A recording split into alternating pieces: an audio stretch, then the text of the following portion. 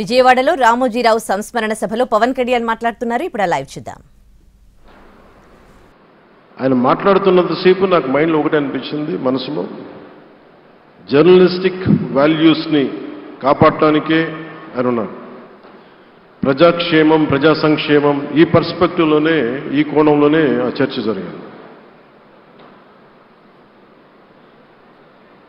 నన్ను ఒకే ఒకసారి ఆయన 2019లో ఒక లంచ్కి ఆహ్వానించారు వారి కుటుంబ సభ్యులతోటి.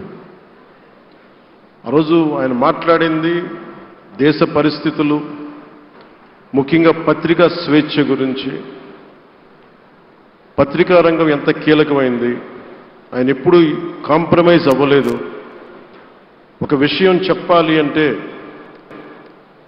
అది తనకి తెలిసిన వారు అవ్వచ్చు, తన సన్నిహితులు అవ్వచ్చు, స్నేహితులు అవ్వచ్చు, కుటుంబ సభ్యులు అవ్వచ్చు, జనం కోసం వచ్చేటప్పటికి నిష్పక్షపాతంగా చాలా నిర్దాక్షిణ్యంగా ఉంటుంది ఆయన ఆలోచన పరిధి.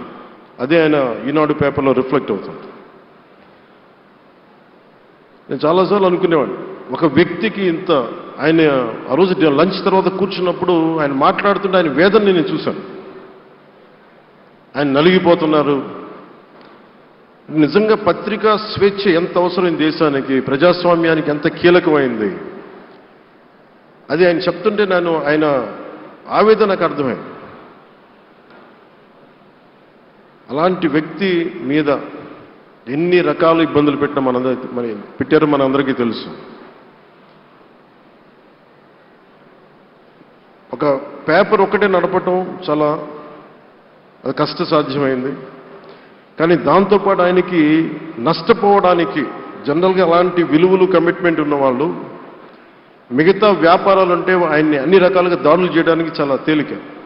అలాంటి దాడుల్ని తట్టుకుంటూ యాజ్ ఎ జర్నలిస్ట్ ఆయన అన్కాంప్రమైజింగ్ యాటిట్యూడ్, అన్కాంప్రమైజింగ్ వాలర్, అవన్నీ ఆయన్ని నాకు చూస్తే చాలా చాలా ఆనందం వేస్తుంది.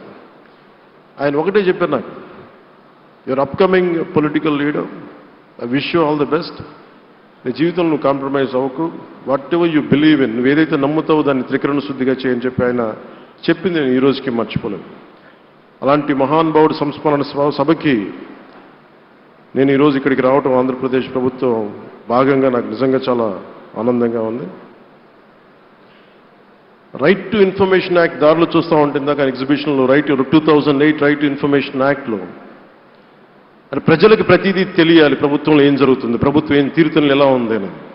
దానికోసం ఆయన అందరినీ కలిపి ఆంధ్రప్రదేశ్లో, ప్రత్యేకించి ఉమ్మడి ఆంధ్రప్రదేశ్లో ఆయన ఒక ఉద్యమకర్తగా కూడా వ్యవహరించారు. ఒక ఆర్టీఐ లాంటి థాట్ ప్రాసెస్ ఉండాలి అంటే ఒకటే ఉంటుంది, ఇది ఏమి జరిగినా ప్రజలకి తెలియాలి, ప్రభుత్వంలో ఉన్న రాజకీయ వ్యవస్థ ఏమి చేసినా ప్రజలకి తెలియాలి, వారికి అండగా ఉండాలని చెప్పి ఆయన చేసిన ఈ యజ్ఞం చాలా జటిలమైంది, చాలా కష్టమైంది. పత్రికా రంగంలో విస్తరించిందే కాకుండా సినిమా నిర్మాణ రంగంలో కానీ,